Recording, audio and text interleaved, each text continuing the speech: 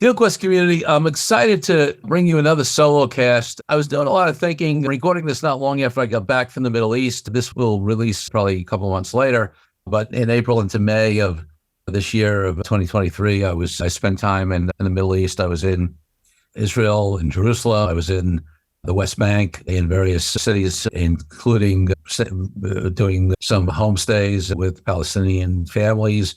I was in Jordan at a resort, beautiful resort on the Dead Sea. So I had like a whole variety of experiences. And I've been to Jerusalem a couple of times before. I've been to the West Bank once before. And the reason I bring this up is not just to talk to you about my trip as, in general, but I was thinking about think about deals, to maybe think about negotiations. Obviously, that part of the world is so complex, and I'm not saying I'm going to, do it in any way justice. I'm certainly not going to solve the Israeli-Palestinian crisis, issues or any of the other issues that happen in the Middle East. And I'm certainly not an international peace negotiator, although, very significantly and profoundly for me, the last time I was in Israel and worked through the Palestinian territories, through the West Bank and various places, was with a amazing international peace negotiator, William Ury, who co-wrote the classic negotiating book, Getting to Yes, amongst others, Harvard Project on Negotiating. And he actually is the guy that goes into those kind of situations with major international conflicts and negotiates those to resolution. And, it's fascinating, right? Because those are such high stakes situations with very entrenched dynamics, whether it's history, whether it's power, whether it's, different camps that have dug in and taken sides. Certainly there's international views on each, right? I mean, clearly in the Israeli-Palestinian situation. And the reason it comes to mind is because being there, and being a deal guy and a negotiating guy who does it much more in the context of business, I was sort of, think about these things. And I do believe that there are some parallels, because the main reason that there are parallels is because humans are involved, right? So when there's humanity involved, people's issues, people's views, people's rigidity, and entrenchment and people's reactions and impact it, whether it's a business deal or whether it's, an international situation. Now, I'm not trying to equate the two. I mean, for me, helping clients get deals done in business context is super important. And I think they are important to the employees and they're important to the future of people's families and things like that. But they certainly don't rise to the level of international negotiations that can avoid war or genocide or things like that. But the reason I'm drawing some parallels is not because they're on equivalent scale or importance to humanity, but because there are, so many similarities, right? So one of the things I find, whether it's when I'm in the region or certainly when I talk to friends of mine, and I feel I'm very, very blessed because I get to spend time with a lot of people of a lot of diverse backgrounds. And I certainly have many, many, Jewish friends, and I'm of Jewish descent on all ends of the political spectrum and, in all levels of relationship or lack thereof with Israel or knowledge of the Israeli-Palestinian situation. And, I hear their viewpoints. I have Palestinian friends and people of Arabic descent and people from various other, countries and, in the Middle East of Arabic descent. And I hear their views, on it. And the thing that I'm very present to is how some of them, not all of them, some of them, their views are just very hardened and very entrenched. And it's similar to what we see in terms of politics in the U.S. or, right versus left, conservative versus liberal, the Republican versus Democrat, whatever it is these days, where it's less critical thinking about the particular issue, but you can predict what their view is going to be on something because their filters, right? Like everything, listen, as humans, everything we do comes through a filter, and it's a filter of our life experience. It's a filter of our viewpoints, our beliefs, what we have been, trained to believe, what we may have grown up with, maybe what, there's brain science now that shows that repetitive. I mean, they always, they've said this for a while in terms of like interrogation or brainwashing, but certainly, when we're in our news bubbles and we hear things over and over and over again, they're actually brain synapses, connections that are made that, there's chemical reasons, other reasons why we get more entrenched in our positions, which is scary. And when it's been through generations of, people like it has been in the Middle East, then, it becomes tough, right? And we see this in all types of deals, including business deals. Now, I don't know that obviously the entrenchment, the reasons don't go back as far, it's not as deep, but people get in a position, right? They get hardened in a position in negotiation. And a lot of times, or some of the times at least, that hardening doesn't really come from a analysis of, a sort of open and nuanced and thoughtful analysis of the particular issue at hand. One of the things I talk about in my Authentic Negotiating book is, getting clarity, right? Total clarity on exactly what you want, what you don't want, what's acceptable, what's not acceptable, but not from a place of reaction or upset or ego or anger or scarcity, but from a place of clarity on what's truly aligned for yourself and your company and, your organization, whatever it is. And that comes from a very different place. And then I talk about how one of the main, one of the deal killers, right? One of the reasons why deals fail is rigidity. Right. And I make this distinction between clarity, where you're willing to walk from a deal if things don't line up with what works for you, right? And rigidity, which some people say, well, wait, if you want to walk and you clear it, acceptable, not acceptable, what's the difference? Well, the difference is rigidity has different energy, right? Clarity comes from a very true place, and there's no anger or upset around with it. Your negotiating partner is not a jerk. You don't hate the other people because you have a different viewpoint. You're just clear and it's not going to work for you. It's all okay. When, rigidity has some of this, and for those of you on the audio version, I'm clenching my fists and holding them up because there's a different energy to it, right? And what I find when you talk to people about some of these international issues, certainly in the Middle East, there's a lot of rigidity. There's a lot of fist, I'm not even saying violence-wise, just tension-wise, right? It's so ingrained in them. And when you have that kind of position, it's very, very hard to move. You've seen in various places, whether it's in South Africa with apartheid or whether it's, with the English and the Irish, Northern Ireland, it was like that for so long, and it took something to break it. It took, great leadership. It took international pressure. It took whatever it was, right, for those viewpoints to change, but they can change. So, it's palpable. And the thing about it in the Middle East is that everybody has evidence for their position, and they do have evidence, right? The Jews have evidence for times that they've been attacked and, and bombed and whatever. And there's also a sort of mentality of going back, hundreds of thousands of years, in Jewish history of sort of always getting kicked out, never really having, Jews having their own place. And it's not just Nazi Germany, it's the Russian pogroms, it's Spain in the 1400s. It's so finally having a state, right, having a place is something that's very meaningful and very special for that. And Israel was formed at a time. Now, there's been improved relations with a lot of the Arab countries, but at the time it was formed, they were pretty much surrounded by, hostile neighbors who didn't want them to exist in large part. So, that's sort of the entrenched mentality that gets passed forward. On the flip side, you got the Palestinians who feel like the Jews do, that they're historically entitled to this land, that their people were there. And certainly even without that, when the state of Israel was formed, they were living there, and some of them got displaced. They got under, occupation, right? They don't have their own place either. And now there are various restrictions that are in place that affect their lives day to day, checkpoints, things they got to go to, rights that they don't have, the Israeli citizens have, things like that, right?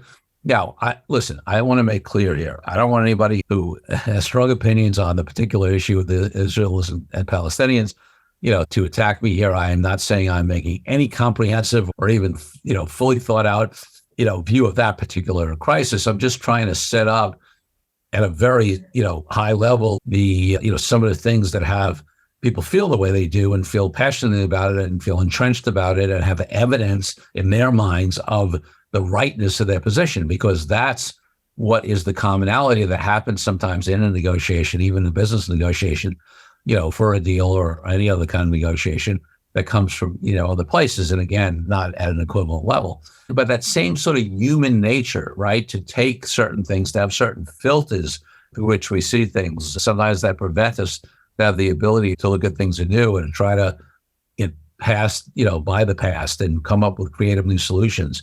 And also, a lot of the thing that happens there also, which is relevant, is that a lot of the issues that actually prevent a solution are often actually not with the majority of the people, right? But it's with the quote unquote leadership of each side, which may have their own agenda and their own reasons why they actually don't want things to get resolved or why they want to take a certain position, whether it's getting elected, or whether it's, whatever it might be, right?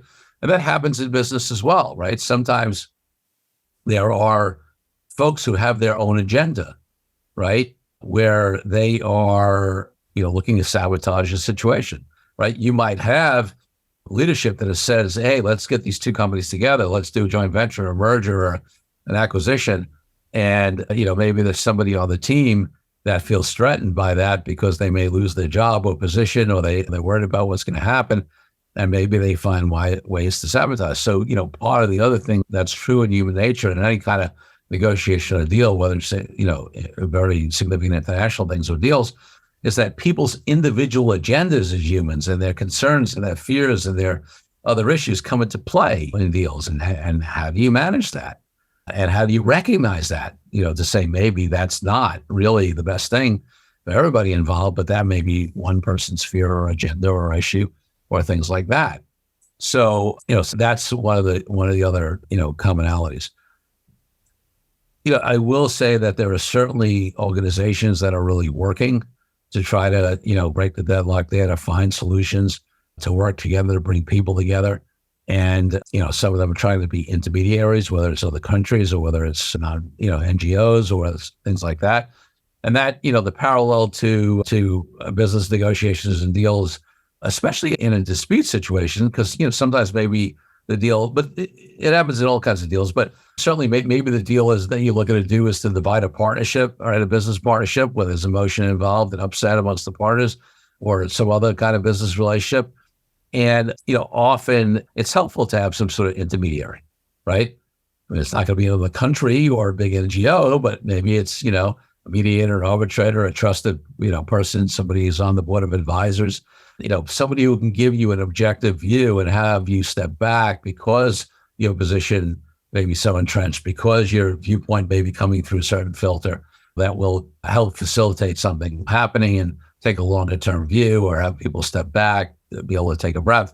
That's another sort of commonality in that you hear in international peace stuff, people, brokering peace deals, right? Whether it's somebody like William Ury or it's other countries coming in to have trilateral, negotiations. There's a reason why that's done. And those underlying reasons are sometimes similar to what would be appropriate in a business deal. In fact, one of the things we've done many times, including a couple of times very recently, as we've had partnership split ups where there was tension, could have in the worst case ended up in litigation, but the partners are smart enough to say, hey, I don't think we can resolve this on our own. Let's bring in Corey, let's bring in Comfort Associates, not as an attorney, because sometimes we'll be an attorney representing one side or the other, not litigation, but maybe in a disputed negotiation where there's a lawyer on the other side. But there are times when we're brought in to represent the entity and to try to serve both parties, almost more like a mediator or a facilitator, to try to help them come to a deal that, we can then document. Now, for conflict reasons, they may get their own attorneys to take a look at it. It's not representing either side individually, but because we're not representing either side individually, we can help sometimes facilitate it. We've been successful at that over the years, and certainly, in two recent cases, got great results to allow those business partners to move on.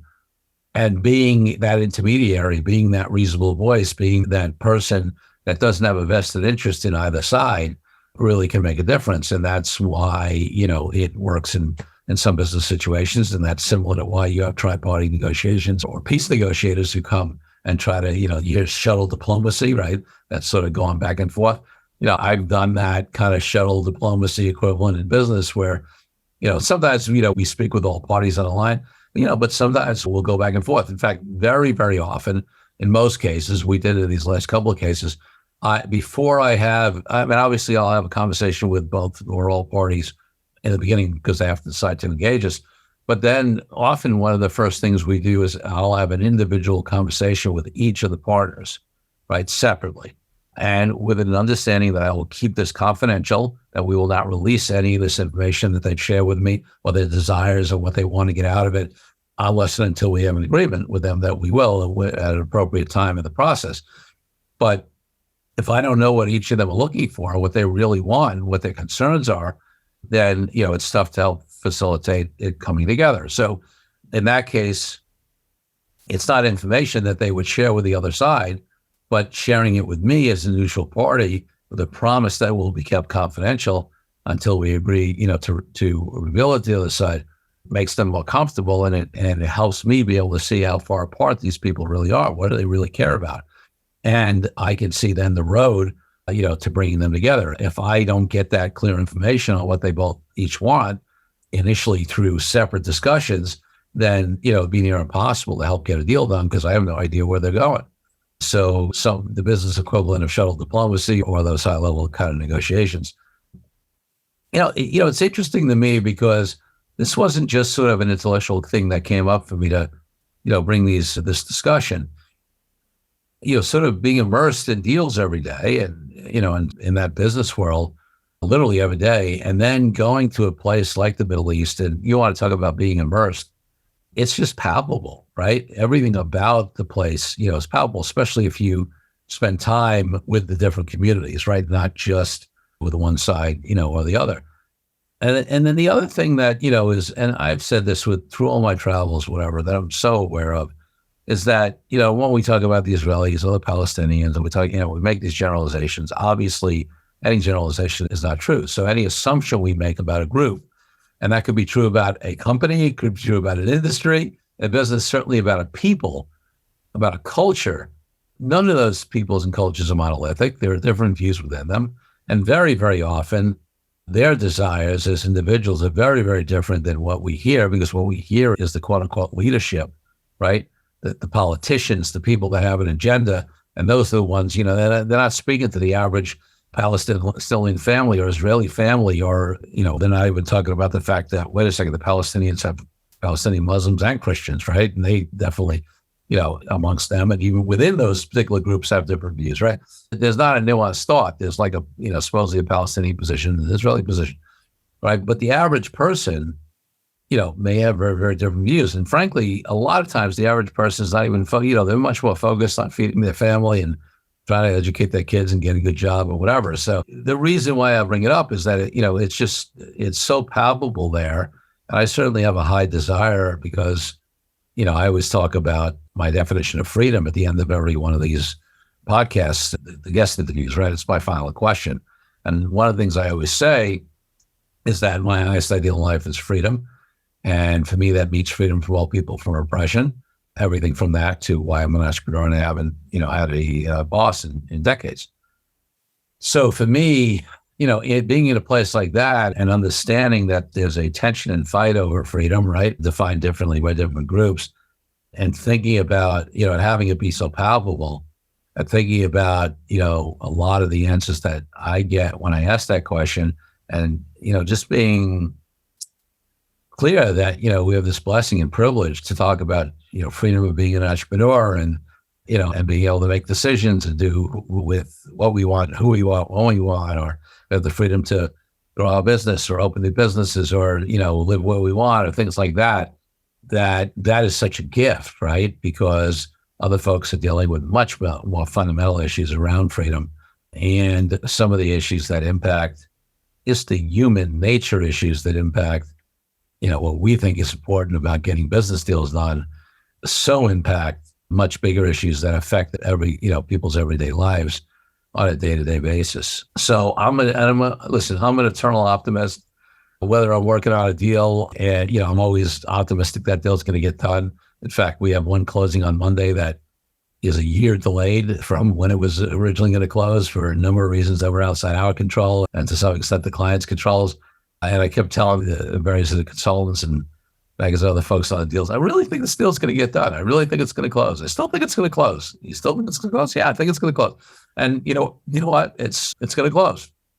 So again, not equating that, but I am the eternal optimist, and I am certainly hopeful that as things evolve, as people evolve, I mean, that situation, certainly not through direct efforts of mine, because I'm not, I don't have those contacts and that experience, but, maybe the amazing folks like the William Urys of the world and others will help find a solution to those super challenging circumstances in the Middle East. And our study of human nature there, that has me think about how humans negotiate and how humans do deals. And I think there are parallels to what we do day to day. But that application of that in such a higher stakes and higher impact, adverse impact on various people will come to a positive fruition there as well. That's my hope, that deal gets done. My hope is that your deals get done, and that we're able to put aside some of the things in human nature that cut against that, and that we do our internal body of work, which I often talk about. And I think that's the biggest thing. The more we work on ourselves and transform and do the work and get connected with truth, the more chances that we get the right deals done for us in a business level, and certainly the more chances that these major issues, that people will be able to move beyond the entrenchment and the filters and everything else, and get those even more important deals done. All right, folks, till next week. Thanks for listening.